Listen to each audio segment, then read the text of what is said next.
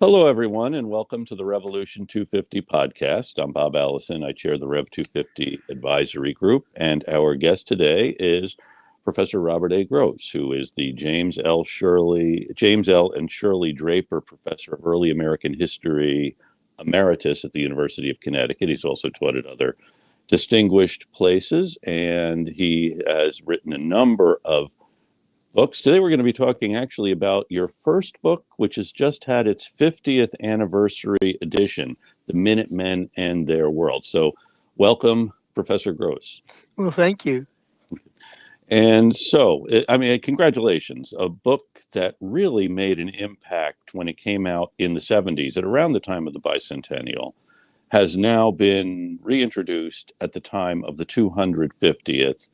And so congratulations on that. And let me ask, so what has changed in the 50 years since you wrote The Minutemen and Their World, just in terms of historiography and scholarship?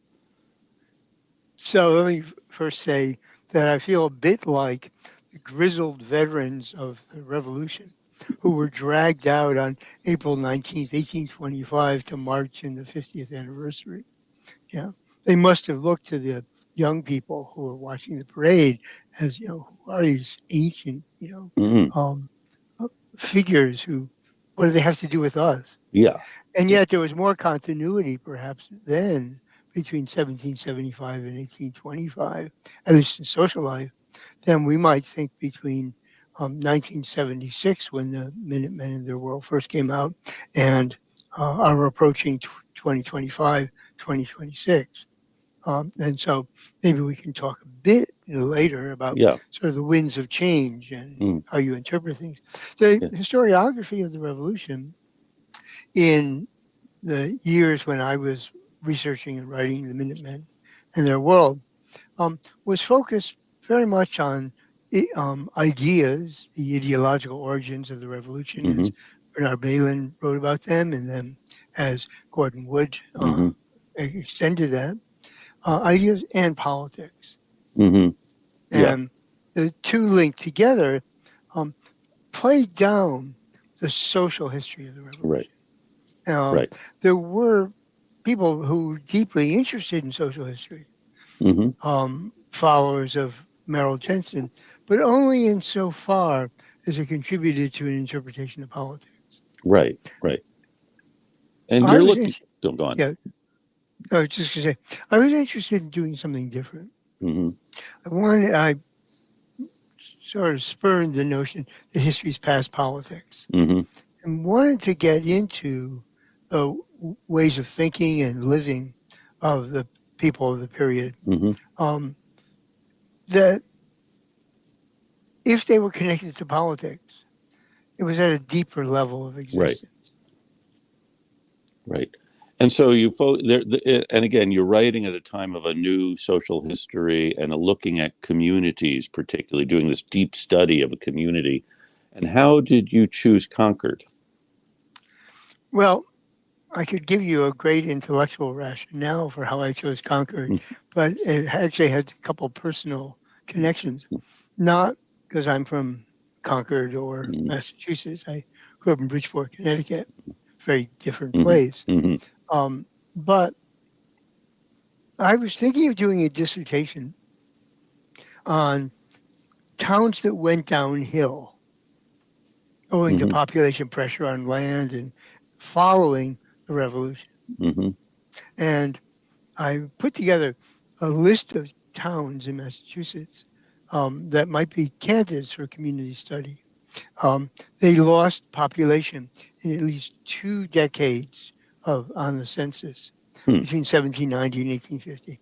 Concord was on that list. Mm-hmm. So I happened to have met David Little, then the director of the Essex Institute in Salem, Mm-hmm. who had sponsored a conference on the little communities of Essex County just before I moved Yeah. to Massachusetts. And I went up to see him and showed him my list. Mm-hmm. He looks at it and he glances over it and he says, "Huh, Concord's on there. Why don't you study Concord?" Mm. The second he asked that question, it's like a, immediate Yeah. conversion of Saul on the way. Yeah. Because I thought to myself, you idiot, you've Yeah. been looking around for these typical towns that nobody cares about in a Yeah. broad historiographical sense. Right. Write about a place where what happened locally was consequential for the state and the nation, Right. Right. and where what happened to the nation and state made a big difference in local life. Oh, I definitely. knew immediately Hmm. what I would do, Hmm. and and then I had to do the research. That's right.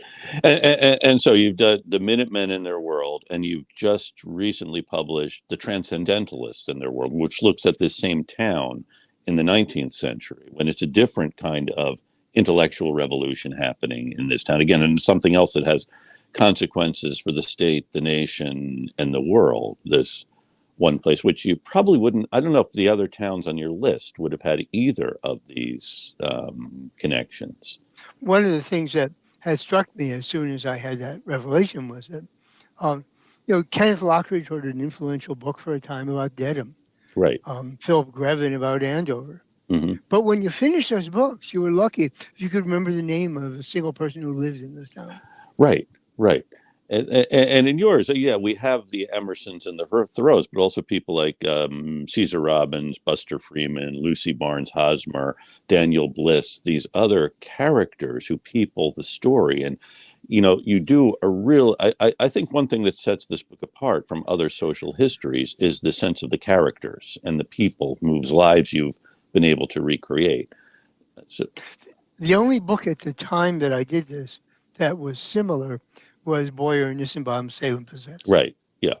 And there again, that's a big story that we know that they're delving into it, but also giving us these characters, some of whom were, of course, made immortal by Arthur Miller and the various other Right. renditions of Salem. So yeah. Um, so what? So if you want to set the scene, Bob, for why Concord is different, because one thing that surprises me in reading the book is Concord really was ambivalent about the revolution. It's a place that didn't want to get involved in politics. Yeah, actually, as you put it that way, I should have had a greater identification and say, just as I was rejecting the notion of history as past politics, Mm. wanted to go into society, you could say, it looks like the people of Concord felt the same way. Right? Yeah. So, Yeah. yeah, maybe the kind of anti-political bond crosses generations in time and not the political one. I Mm. don't think that's really true. Um, so go back to the question, why Concord? So it was Mhm. consequential. So would, however much opposition there was to British taxes and tyranny as people saw it, um, however much the fighting on April 19, 1775 was anticipated by previous forays of Gage's troops out in the countryside to seize weapons and cannon in particular from the Patriots. Concord still is the place of the first shots Mhm. fired in actual combat Mhm. against the British regulars. You're putting that And very nicely, so the folks from Lexington won't begin calling in with outrage. yeah, I've always worried about the Lexington militia coming out to my Yeah. house. And, Yeah. but so you can't, that is the consequential moment. Hmm. Um, and so conceiving the study was, had in one way a logic to it that was quite easy, and yet it took a course that I didn't expect. The easy part was you start with the Stamp Act, and Hmm. like most historians, Right. you follow that Hmm. to the towns and duties, and then to the Boston Committee of Correspondence letters to the towns in 1772, and then you get um, the quick spiraling of events from the Tea Act to the Tea Party to the Hmm. Port Act and the Intolerable Acts, and there you go. Right. I had assumed, following what most people had written, that Concord was quick to oppose British taxes and enforcement measures. Hmm. It was a shock to do the research Hmm. and discover that though the town had told the town clerk to put his protest against the Stamp Act in the town minute book, I open the pages and there's nothing there. Wow. Wow.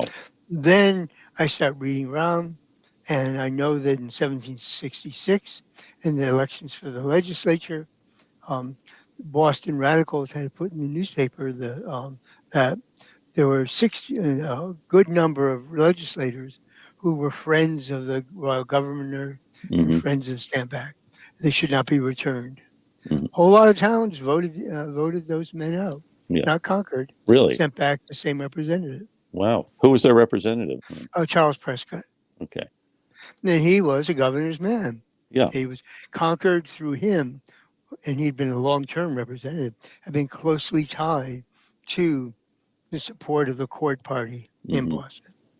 So I started following this Hmm. through, and it becomes the case time and time again that Concord either pretty much ignores calls for action. So when Lincoln and Lexington are signing up to boycott British goods Hmm. in response to the Townsend duties, Concord never joins that boycott. Hmm. So Interesting.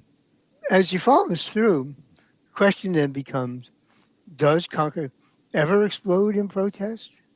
And when does it do so? So when I wrote the Minutemen, it became clear that Concord only really explodes in protest after the passage of the coercive acts. Interesting. When the Crown asserts that there'll be no town meetings without the governor's Right. approval, and you got to show the agenda in advance. Mm. The only town meeting you can have is a town meeting to elect local officers. Hmm. Okay, why does this matter? Here you see the power of Britain and of the royal government reaching into the towns and seeking to control their local life. Hmm. And it's at this moment, I argue in the book, that the townspeople had already been losing control of their local life in one way after another. There wasn't enough land to provide for all the kids. Hmm. Actually, like today, you can't raise your kids in Boston and count on their being able to afford to live here. Right. Right. They got to move out, Hmm. um, and they're starting in 1720s at increasing rate. Hmm. Sons and some daughters are moving to um, central Massachusetts, Hmm. northern Massachusetts, then up the cattle trail into New Hampshire, and some to Maine. Hmm. So, in that wrestling with the problem of too many sons and daughters and not enough land and Right. dowries for all, Hmm. unhinges the family arrangements by Hmm. which generations come of age. Hmm. And you have lots of people pushed out. Hmm. Some never get land to become part of the wandering poor. The economy is simultaneously more integrated than ever into the Atlantic world, Hmm. and yet that means being subject to the ups and downs of cycles of prosperity and recession, depression. So Yeah. Concord's and feeling that. Hmm. So there's an intersection here between the unsettling of a way of life and the British intrusion into the town. And Interesting. where I see that playing out is that people in Middlesex County and Concord begin to emphasize not legal arguments against British policies, not economic arguments, but rather the betrayal that British policy represents of the compact made between the Crown and their English Puritan ancestors. Hmm. That our forefathers, our ancestors, they say over and over again in this summer of 1774, our ancestors had um, left England at great cost of treasure and blood to sail across the seas and establish these colonies, um, dealing with the Hmm. hostilities of the native peoples, Hmm. um, fending off British attempts to take greater control. And when that happened, um, they left us a legacy of freedom and Hmm. of liberty that we must preserve intact and pass on to the next generation. In the Minutemen, in the original version, I emphasized that, and I saw that as a kind of inheritance theme, Hmm. that um, and it was so striking to me that they emphasized the need to pass on an inheritance intact. Hmm. This said by fathers who could not pass on landed inheritances intact Right. anymore. That's interesting. We're talking with Bob Gross, who is the Draper Professor of Early American History Emeritus at UConn, author of The Minutemen and Their World, which has just had its 50th anniversary edition. And what you've just said actually really makes Emerson's Concord Hymn so much more resonant, because that is talking about an inheritance, about when, like our sires, our sons are gone, and these heroes who dared to die to leave their children free. And that's exactly what you're finding in this record from the 1770s, this idea that we need to pass this along to our children, even though, Yeah. yeah. Um, Emerson ultimately suggests in the Concord Hymn that the inheritance is going to go the way of all inheritances and That's right. return to nature. That's right. Down that dark stream which seaward creeps. Yeah, that's yeah, fascinating stuff. There's So, go on. so what has struck me in the new edition of Minutemen is that what I'm describing in the rallying of patriots around Hmm. the ancestral inheritance is ethnic nationalism. Hmm. Did that In did that occur to you back in the 1970s when you were first no, kicking this no, around? I wouldn't have thought about that. Mm-hmm. Though, the Vietnam War raging, Mm-hmm. but we saw this nationalism. I mean, it was an ethnic nationalism of the Vietnamese people against the French, Sure. Yeah. the Americans, later Mm-hmm. hostility to the Chinese. Mm-hmm. Um, but I didn't see it that way. But thinking about the ethnic nationalism and politics of our own time, the insistence that there's one people and not another, Mm-hmm. you know, that is not necessarily an enlightened American revolution. It's not necessarily a liberal Mm-hmm. American revolution. It's not necessarily an American revolution that welcomes diversity. Mm-hmm. It's an American revolution that sees a, originally a New England people, a Massachusetts people, with a direct line back to the English Puritan settlers, Mm-hmm. and then back to England itself. This is an American Revolution that we might point out was not exactly um, seeing black people as part of the ideological meaning of the war. Mm-hmm. Because you ask them, was it your forefathers who um, lost blood and treasure crossing the Atlantic? Yes, but not to establish a legacy of liberty, but to suffer from the imposition of slavery. And you do in the book, and in Concord. I mean, one of the really notable things in the book, the first edition, was the attention you played to the African Americans, the black people in Concord at the time, like Buster Freeman, Caesar Robbins. I mean, the stories that were there in the archives and the records, which you really helped to recover. Yeah, and in the new edition, I tried to take advantage of all the new sources that have become readily available Hmm. to tell the story more, even more richly. Hmm. Um, what I didn't do in the first version of Minutemen was really to connect the um, direction and thrust of blacks fighting and call for freedom Hmm. to the larger theme of the book of the Yankees rallying all together. Right. Hmm. So, how do they connect? Or how do you now see this connection or not? Well, I would say that the patriots of color were seizing upon the rhetoric of liberty for a new future. Hmm. Now, and it was a future of liberty in a rising Republican state, that, as it would turn out, would incorporate them because the Constitution of 1777 and 78 Mm-hmm. was rejected in part because it drew a color line. Right.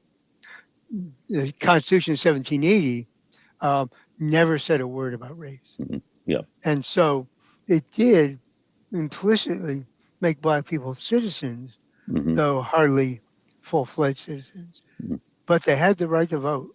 Yeah. Now, near the Concord Bridge, which was the scene of course, Emerson's ode and the commemorations over the weekend, is the Robbins house, and you've been a bit involved in that site. Can you tell us a bit about the Robbins house? Yeah, so Caesar Robbins had been enslaved in the colonial period Mm-hmm. in towns adjacent to Concord, but not in Concord. And he actually was enlisted, probably by his master, to serve in an expedition in the French and Indian War. Mm-hmm. So, and that not uncommon, as we know from John Hannigan's research, Mm-hmm. that the British Army did enlist people of color, either as free people or they may have been enlisted and forced to do it by their so-called owners. In any case, Caesar serves in a couple expeditions and comes to settle in Concord and lives on the outskirts of town on the edge of the Great Meadow. Mm-hmm. And that's not uncommon in many communities after emancipation, that the small numbers of Black people will be pushed to the Right. edges to Right. marginal land and the like. Um, the, he builds a small house there.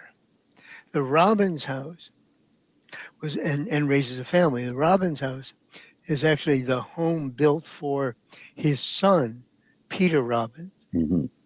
in the year after Caesar dies. And it's shared with the Garrison family, his Peter's Mm-hmm. in-laws.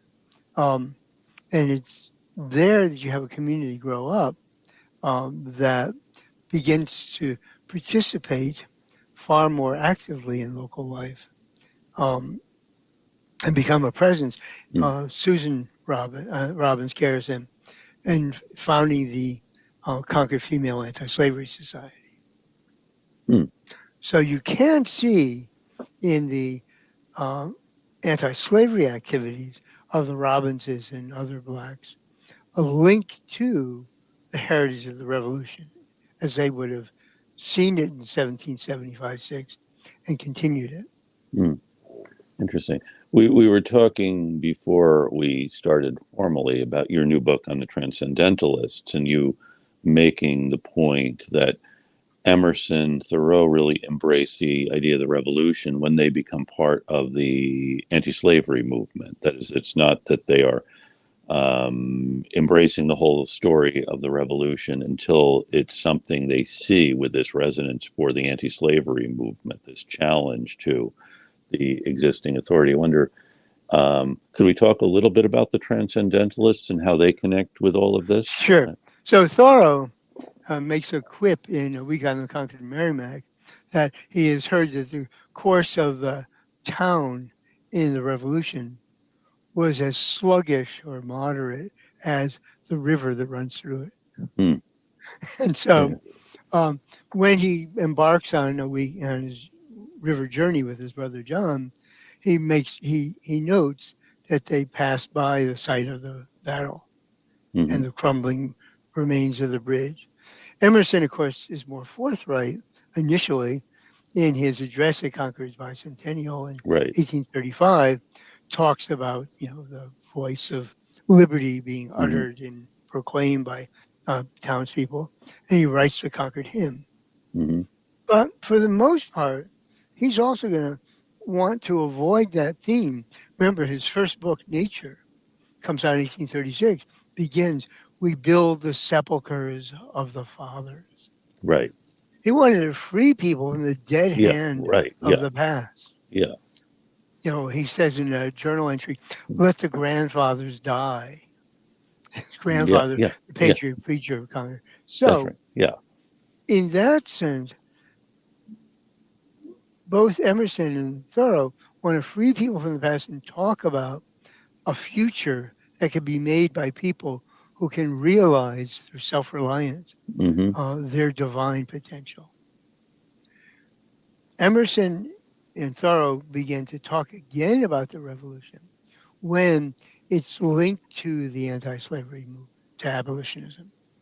The abolitionists have made strenuous efforts to seize three symbols of the revolution and harness them to the cause of emancipation. One, Lexington; two, Concord; three, Bunker Hill. Hmm. And if you need anything else, they throw in Plymouth Rock. Hmm. So look at James Russell Lowell's Bigelow Papers. Right. Look at Whittier's poems. The writers of abolition constantly use those towns as lodestars in the Hmm. movement.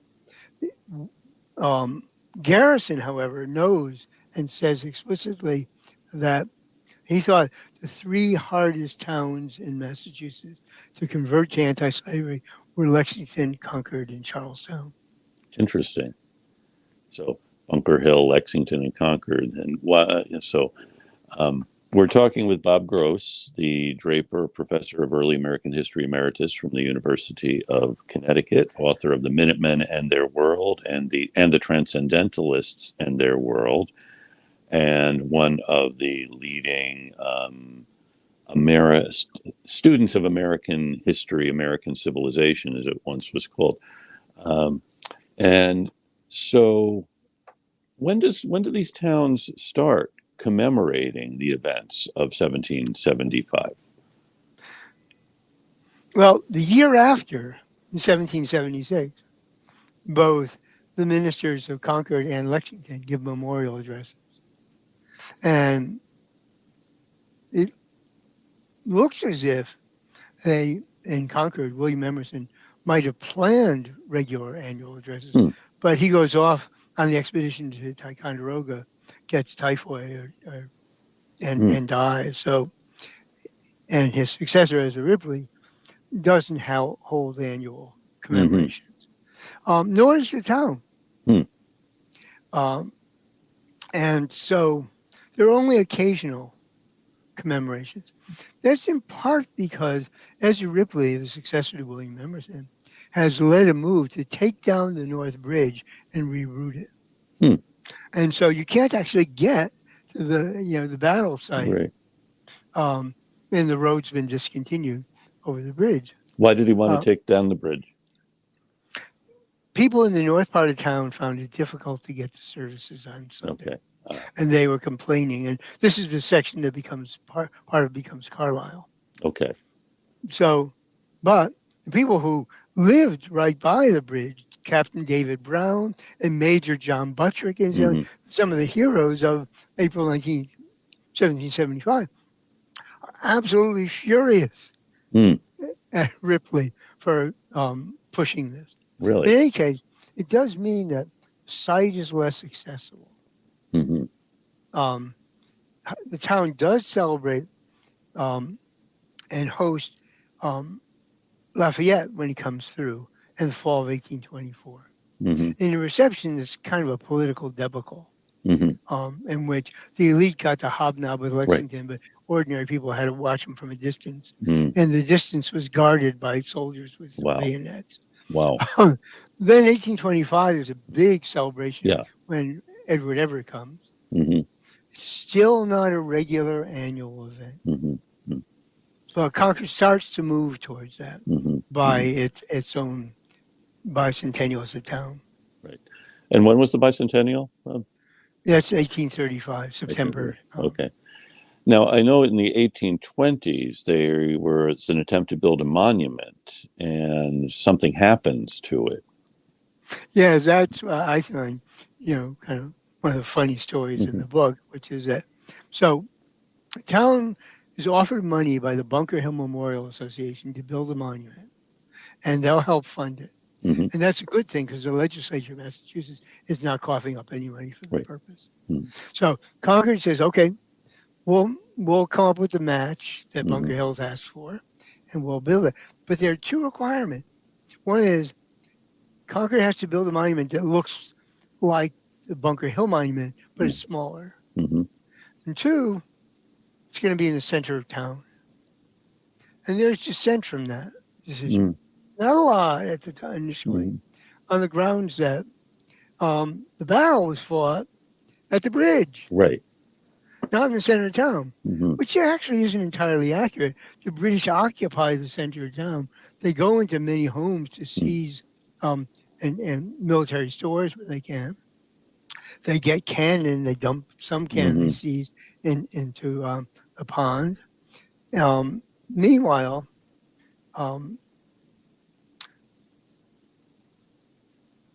what the you could also have Miriam's Corner, a place for a monument. Yeah. So, but after the town votes, on April 19, 1825, they lay a cornerstone. And a few days later, there appears a mock monument atop the cornerstone. It says, "This is a memorial to the battle that happened a mile from here." Well, the supporters of the monument in center of town are furious at this, so they put tar barrels on it, and they burn the mock monument. Wow. What was the mock monument made of? Was it wood? It was I think it was wood and I think these tar barrels were on there. Yeah. And they set them afire and destroy and wrecks the foundation that had been so carefully laid. Wow. And it remained that ruined foundation remains in the center of town, and kids are playing on top of it. It's getting root, and so it's not until 1835 to 37 that Ezra Ripley offers to give the land for the monument. Land that was actually part of the original road that he'd appropriated into his homestead. So he's actually offering to donate to town the land that he had appropriated for the monument. And then the town agrees to build it, but not entirely happily. There's people who put up signs and say, "Why should we put up a monument in the backside of Reverend Ripley's homestead?" So his homestead was the old manse, parsonage. Says the old man. Wow. And so, basically, politics shape the commemorations of the Revolution in Concord, and not consensus. That's a shocking turn of events. We're talking with Bob Gross, the author of The Minutemen and Their World and The Transcendentalists and Their World, two extraordinary community studies of Concord, which also tell us about this wider world by looking closely at the lives of the people living in these places. And before we started, we were talking a bit about the two of the best known of the Transcendentalists, Emerson and Henry David Thoreau, and their Revolutionary era antecedents. And Thoreau's has connections with another little-known revolutionary site, the Golden Ball Tavern in Weston, which is doing a lot to promote the history of the Golden Ball Tavern, which I think one of the things that has hindered their telling their story is the Golden Ball was on the wrong side in all of this. Right. And Thoreau had Loyalist forebears.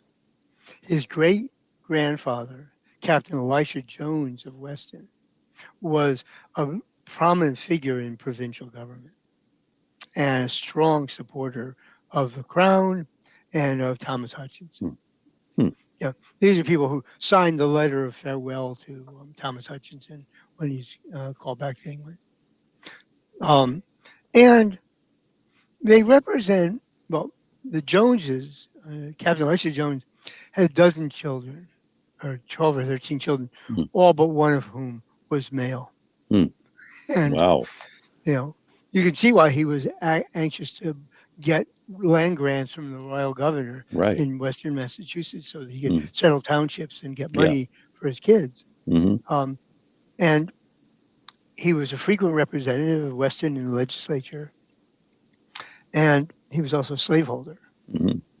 So these are aspects of Thoreau's ancestry that don't come up very often, Mm. not are never acknowledged in his published writing, except in his journals. Mm.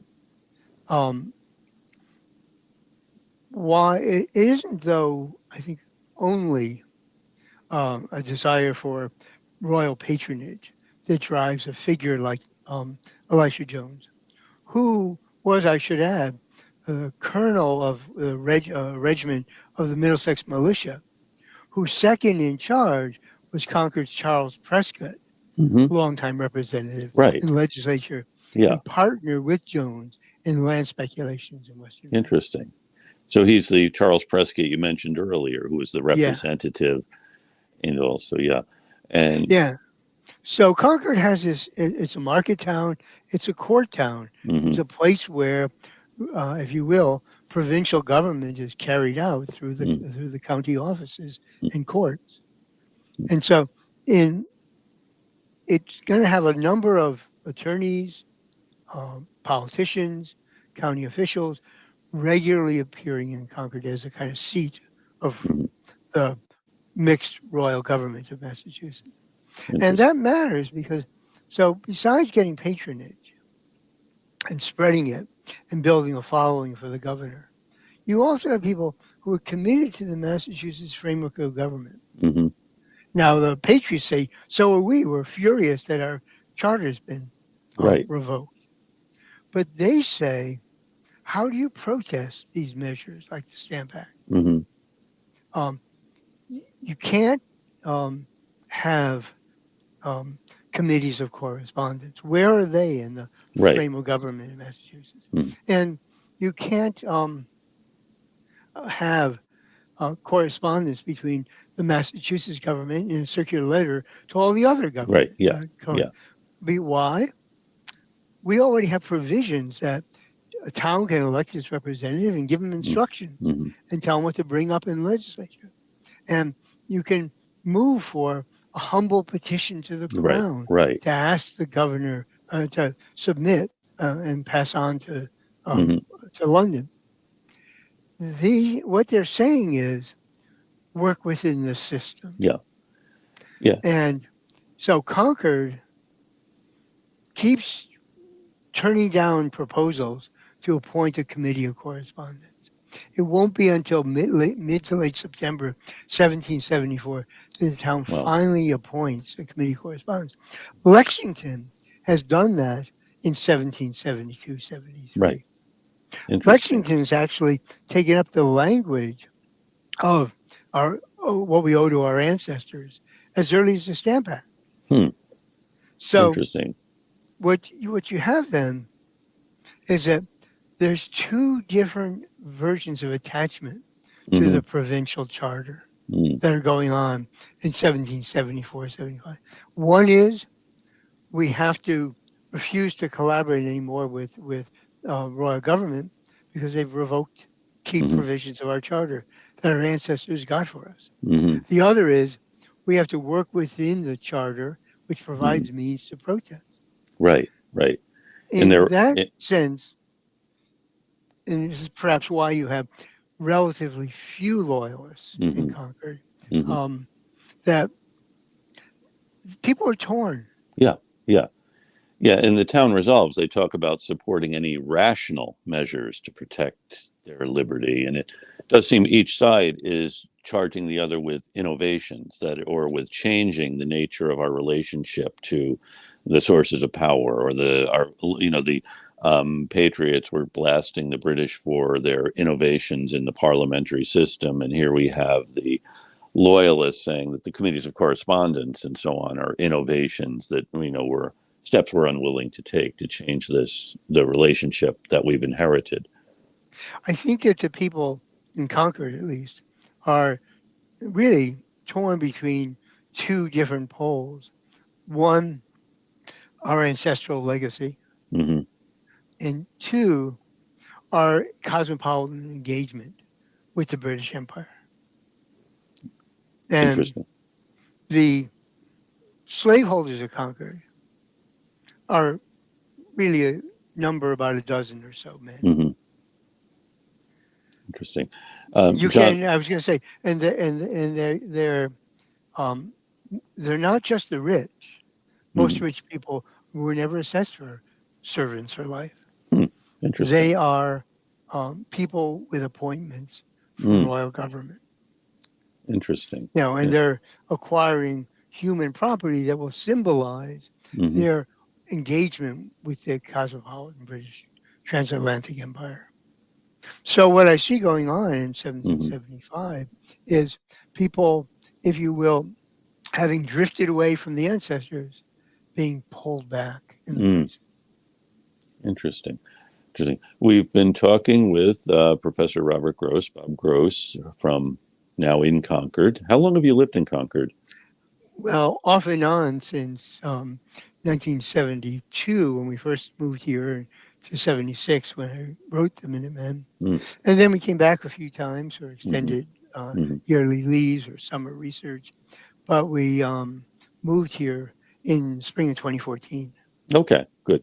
And you are the Draper Professor of Early American History Emeritus from the University of Connecticut, and also have taught at in Western Massachusetts and in Virginia and in other places around the world, and author most recently of the Transcendentalists and Their World. And we've been talking about your book, The Minutemen and Their World. I know. Um, I know I've had the opportunity to talk to you a lot, and I know we could go on for the rest of the week, but I know you have things to do. So, anything else we should talk about before we let you go, Bob?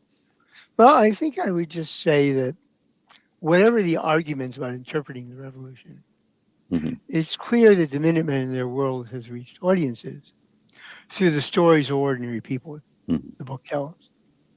Yes, it certainly has, and I know I hope it will continue. It will continue to reach them, and so I want to thank you for joining us, and But thanks to Jonathan Lane, our man behind the scenes, and I want to thank our, since you appeared with us a couple of years ago in one of our earlier podcasts talking about the book. I'm happy to have you back, and since then we have reached a wider audience, and so every week I like to thank people in different parts of the country or the world who are tuning in. So this week, and if you are in one of these places, send Jonathan Lane an email, jlane@revolution250.org, and he'll send you one of our Revolution 250 lapel pins.